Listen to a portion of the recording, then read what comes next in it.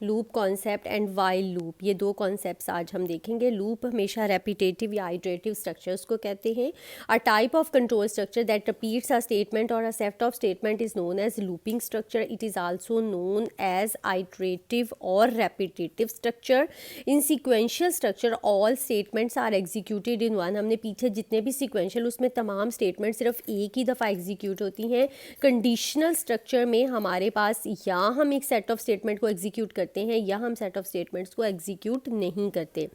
In some situations it is required to repeat a statement or a number of statement for a specified number of times. Looping structures are use for this purpose.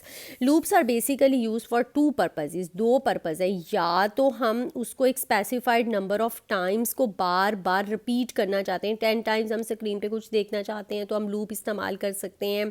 या हम natural counting है, हम उसको display करवाने के लिए 1 to 10 उसको हम जो है वो डिस्प्ले करवा सकते हैं। अब हमारे पास 3 तरह के स्ट्रक्चर्स हैं, while loop, do while loop और फॉर लूप। पहला है हमारे पास counter control loop. Counter control loop ऐसा है जिसमें हमें पहले से पता होता है कि हमने कितनी दफ़ा अपनी काउंट हो रही होती, गिनती करके हमने 10 टाइम्स रिपीट करना है, 20 टाइम्स रिपीट करना है, हमें रेपिटेशन जो है वो पहले से पता होती है। This type of loop depends on the value of variable known as counter variable. The value of counter variable is incremented or decremented each time the body of loop is executed. जितनी दफ़ा repeat होनी है वो बार increment और decrement होता जाता है। This loop terminates when the value of counter variable reaches a particular value। जब उस पर्टिकुलर वैल्यू के पास पहुंचता है तब तक जो है वो उस वक्त तक रिपीट होता रहता है। Counter control loop is known, हमें पहले से पता होता है iterations, number of iterations of counter control loop is known in advance. 3 चीज़ें इसमें ज़रूरी हैं हर लूप में, एक इनिशियल वैल्यू, एक टर्मिनेशन वैल्यू, एक इंक्रीमेंट और डिक्रीमेंट। शुरू कहाँ से होना है, ख़त्म कहाँ से होना है, उसमें इजाफा कितने का होना है, ये 3 चीज़ें जो हैं वो हर लूप का हिस्सा है। नेक्स्ट है sentinel control loop. Sentinel control loop में एक स्पेशल वैल्यू दी जाती है कि या ये वैल्यू आ जाएगी तो ख़त्म हो जाएगा, वरना वो ख़त्म नहीं होगा। तो इसमें हमें एडवांस में नहीं पता होता कि कितनी दफ़ा इसको रिपीट करना है। This type of loop depends on special value known as sentinel value. The loop terminates when the sentinel value is encountered.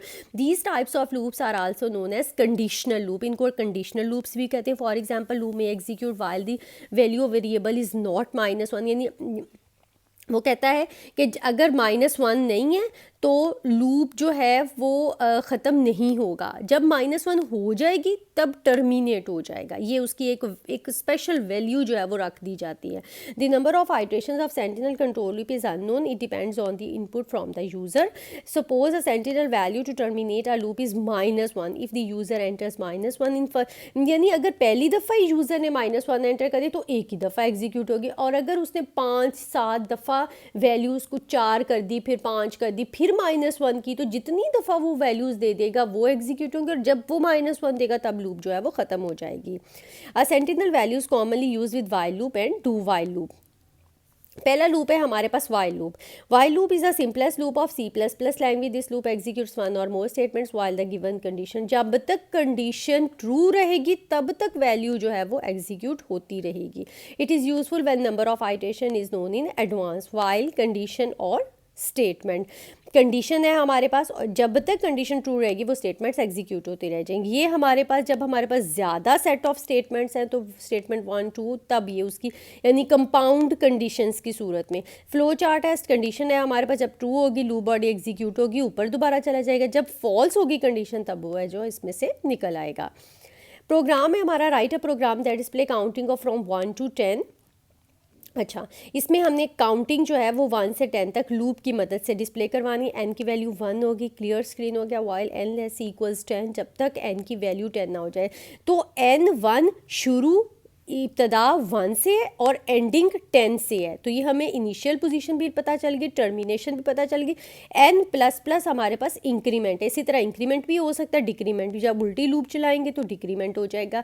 जब असेंडिंग ऑर्डर में चल रही है तो 1 से 10 तक जो है वो हमारे पास होगा।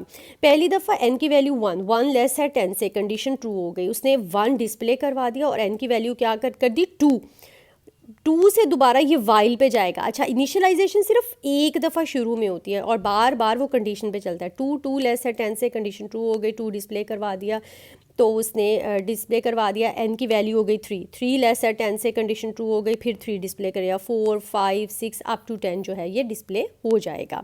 जब ये कंडीशन 10 + 1 11 होगी, 11 लेस है 10 से, कंडीशन फॉल्स हो गई, तो ये पूरा जो ब्रैकेट्स बनी हुई है इससे निकल आएगा, गेट CH आएगा और प्रोग्राम जो है वो एंड हो जाएगा।